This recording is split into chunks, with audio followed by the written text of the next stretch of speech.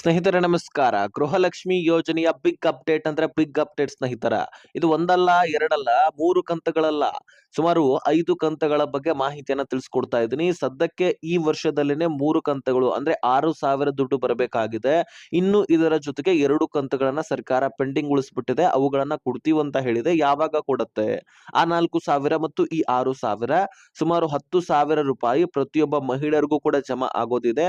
ಬನ್ನಿ ಸ್ನೇಹಿತರೆ, ನಿಮ್ಮ ಅಕೌಂಟ್‌ಗಳನ್ನ ಒಂದು ಸಾರಿ ಚೆಕ್ ಮಾಡಿ, ಮತ್ತೆ ನಿಮ್ಮ ಅಕೌಂಟ್‌ಗಳಲ್ಲಿ ಏನೇನ್ ಪ್ರಾಬ್ಲಮ್ ಇದೆ, ನಿಮ್ಮ ಅಕೌಂಟ್ ಚಾಲ್ತಿಯಲ್ಲಿ ಇದೆಯಾ ಇಲ್ವಾ ಅದನ್ನ ಸರಿಪಡಿಸ್ಕೊಳ್ಳೋದು ಹೇಗೆ, ಪ್ರತಿಯೊಂದು ಡೀಟೇಲ್ಸ್ ಅನ್ನು ಕೂಡ ಈ ವಿಡಿಯೋದಲ್ಲಿ ನಿಮ್ಮ ಜೊತೆಗೆ ಚರ್ಚೆ ಮಾಡ್ತೀನಿ.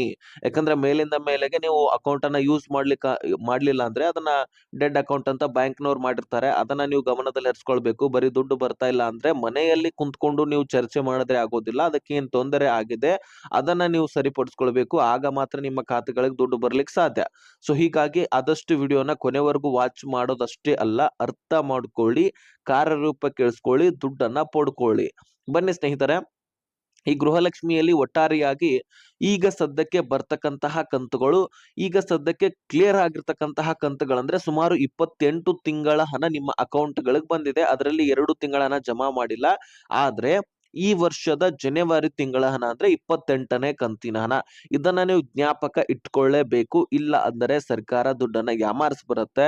28ನೇ ಕಂತಂದ್ರೆ ಜನವರಿ ತಿಂಗಳ ಹಣ, 29 ಅಂದ್ರೆ ಫೆಬ್ರವರಿ ತಿಂಗಳ ಹಣ, 30 ಅಂದ್ರೆ ಮಾರ್ಚ್, 31 ಅಂದ್ರೆ ಏಪ್ರಿಲ್. ಈ ರೀತಿ ನೀವು ಯಾವ ತಿಂಗಳ ಹಣ ಅಂದ್ರೆ ಯಾವ ಕಂತಿನ ಹಣ ಈ ರೀತಿ ಗಮನದಲ್ಲಿ ಇಟ್ಕೊಂಡಿದ್ದೆ ಆದ್ರೆ ಯಾವುದೇ ತೊಂದರೆ ಇರೋದಿಲ್ಲ. ಇಲ್ಲ ಅಂದ್ರೆ ಸರ್ಕಾರ ಯಾಮಾರಿಸ್ಬಿಡೋದ್ರಲ್ಲಿ ಹಿಂದೇಟ್ ಹಾಕೋದಿಲ್ಲ. ಸೊ ಅದನ್ನ ನಾನು ಮುಂದೆ ಹೇಳ್ತೀನಿ. ಈಗ ಸದ್ಯಕ್ಕೆ ಈ ವರ್ಷದಲ್ಲಿ ಪೆಂಡಿಂಗ್ ಉಳಿದಿರತಕ್ಕಂತಹ ಕಂತುಗಳ ಬಗ್ಗೆ ನಾವು ಮಾತನಾಡೋದಾದ್ರೆ, ಈ ವರ್ಷದಲ್ಲಿ ಜನವರಿ ತಿಂಗಳ ಹಣ ಅಂದ್ರೆ 28ನೇ ಕಂತಿನ ಹಣ ಜಮಾ ಆಯ್ತು ನಿಮಗೆ. ಯಾವ ಸಂದರ್ಭದಲ್ಲಿ ಅಂದ್ರೆ ಯುಗಾದಿ ಹಾಗೂ ರಂಜಾನ್ ಹಬ್ಬದ ಸಂದರ್ಭದಲ್ಲಿ.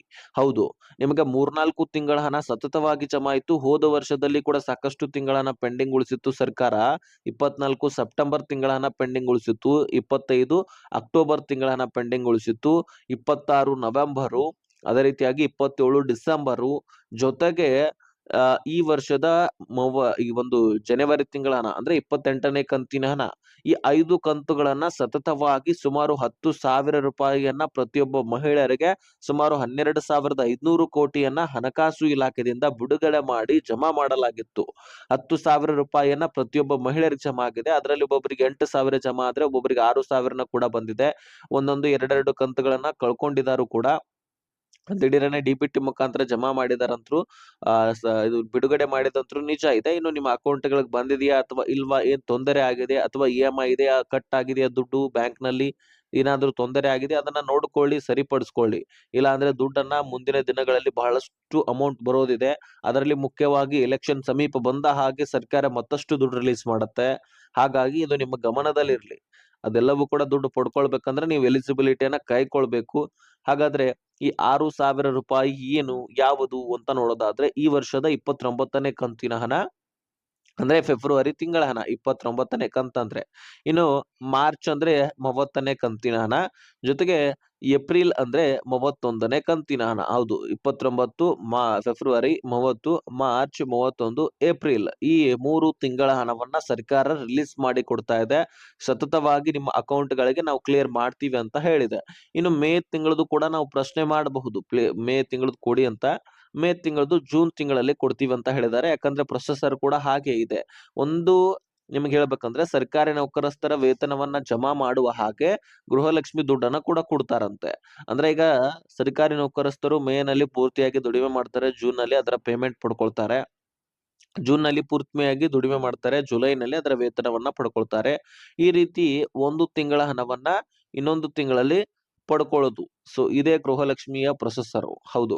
ಈ ಮೇ ತಿಂಗಳನ್ನ ಜೂನ್‌ನಲ್ಲಿ, ಹಾಗಾಗಿ ನಾವು ಕೇಳೋದ್ ಬೇಡ. ಈಗ ಏಪ್ರಿಲ್ ತಿಂಗಳ ಹಣದವರೆಗೂ ಕೂಡ ನಾವು ಕೇಳ್ಬೇಕು. 3 ತಿಂಗಳ ಹಣವನ್ನ ಸರ್ಕಾರ ಕೊಡ್ತೀವಿ ಅಂತ ಹೇಳಿದೆ. ಅದರಲ್ಲಿ ಈಗ ವಿಶೇಷವಾಗಿ 29ನೇ ಕಂತು ಮತ್ತು 30ನೇ ಕಂತುನ ಹಣ ಬಿಡುಗಡೆ ಮಾಡಿದ್ದು ಬೆಂಗಳೂರು ಗ್ರಾಮಾಂತರ ಮತ್ತು ಬೆಂಗಳೂರು ನಗರ, ಧಾರವಾಡ, ಯಾದಗಿರಿ, ಉತ್ತರ ಕನ್ನಡ, ವಿಜಯನಗರ, ಬೆಳಗಾವಿ, ಕೊಪ್ಪಳ, ಹಾಸನ, ಕೊಡಗು, ಮಂಡ್ಯ, ಉಡುಪಿ, ತುಮಕೂರು, ಚಿತ್ರದುರ್ಗ, ಚಿಕ್ಕಮಗಳೂರು ಹೀಗೆ ಹಲವಾರು ಜಿಲ್ಲೆಗಳಲ್ಲಿರ್ತಕ್ಕಂತಹ ಗೃಹಲಕ್ಷ್ಮಿಯರ ಅಕೌಂಟ್‌ಗಳಿಗೆ ಈ ದುಡ್ಡನ್ನ ಜಮೆ ಮಾಡಿದೆ.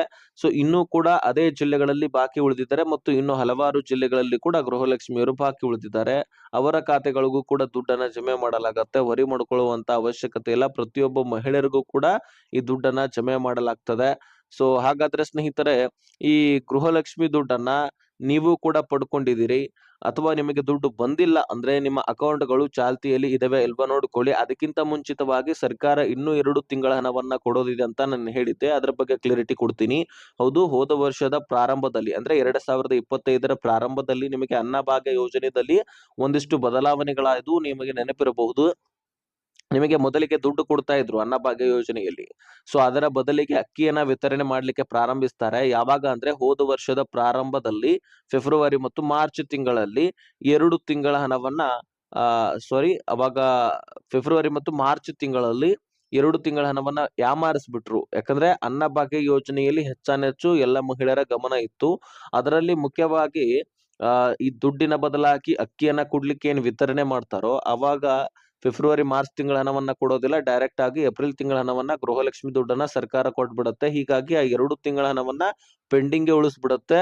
ಹೀಗಾಗಿ ಸರ್ಕಾರಕ್ಕೆ ಎಷ್ಟೇ ಧ್ವನಿ ಎತ್ತಿದ್ರು ಸರ್ಕಾರ ಕೇಳೋದಿಲ್ಲ. ಅದರಲ್ಲಿ ವಿರೋಧ ಪಕ್ಷದ ನಾಯಕರ ಧ್ವನಿ ಎತ್ತಿದ ಬಳಿಕ ಸರ್ಕಾರ ಮನಿಲೇಬೇಕಾಗತ್ತೆ. ಅವರೆಲ್ಲರೂ ಕೂಡ ಬಿಜೆಪಿ ನಾಯಕರು ಮಾಹಿತಿಯನ್ನ ಕಲೆಕ್ಟ್ ಮಾಡ್ಕೊಂಡು ಬಂದಿದ್ರು. ಚಳಿಗಾಲದ ಅಧಿವೇಶನದಲ್ಲಿ ಇದ್ರ ಬಗ್ಗೆ ಪ್ರಶ್ನೆಗಳನ್ನ ಮಾಡ್ತಾರೆ.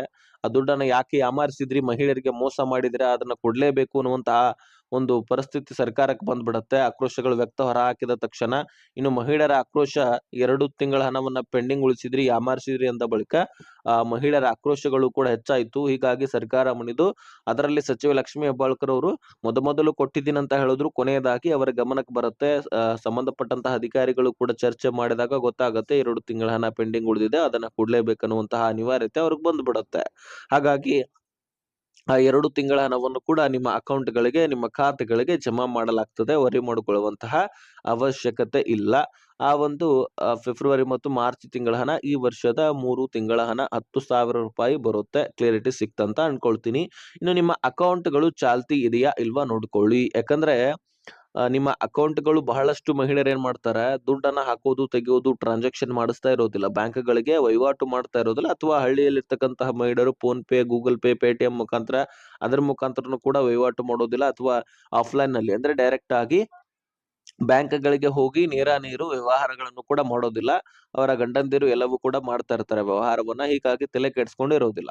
ಹೀಗಾದ್ರೆ ಆಗೋದಿಲ್ಲ. ಅಕೌಂಟ್ ಅನ್ನ ಆಕ್ಟಿವ್ ಇಡ್ಬೇಕು ನೀವು. ಅಕೌಂಟ್ ಓಪನ್ ಮಾಡಿದ್ರಿ ಅಂದ ಬಳಿಕ ಅದನ್ನ ಬಳಸ್ತಾ ಇರ್ಬೇಕು.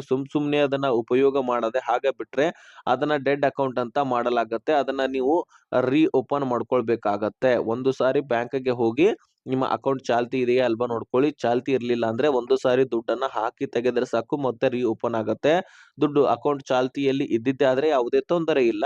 ಸೊ ಇದನ್ನ ಮೊದಲು ಮಾಡಿ ಅಂತ ಸಚಿವ ಲಕ್ಷ್ಮೀ ಹೆಬ್ಬಾಳ್ಕರ್ ಅವರು ನಿಮಗೆ ತಿಳಿಸಿದ್ದಾರೆ. ಹಾಗಾಗಿ ಅದನ್ನ ನಾನು ನಿಮ್ ಮುಂದೆ ಇಟ್ಟಿದ್ದೀನಿ. NPCI ಮ್ಯಾಪಿಂಗ್ ಆಗಿದೆ ಅಲ್ವಾ ನೋಡ್ಕೊಳ್ಳಿ. ಆಧಾರ್ ಕಾರ್ಡ್ ಲಿಂಕ್ ಆಗಿದೆ ಅಲ್ವಾ ನೋಡ್ಕೊಳ್ಳಿ. ಮತ್ತೊಂದು ಸಾರಿ KYC ಮಾಡಿಸ್ಕೊಳ್ಳಿ. ಎಲ್ಲವೂ ಕೂಡ ಸರಿಯಾಗಿ ಇಟ್ಕೊಳ್ಳಿ. ನೀವು ಎಲಿಜಿಬಲ್ ಇದ್ರು ಸಹಿತ ದುಡ್ಡು ಜಮಾ ಆಗ್ಲಿಕ್ಕಂದ್ರೆ ಇದೇ ಕಾರಣ.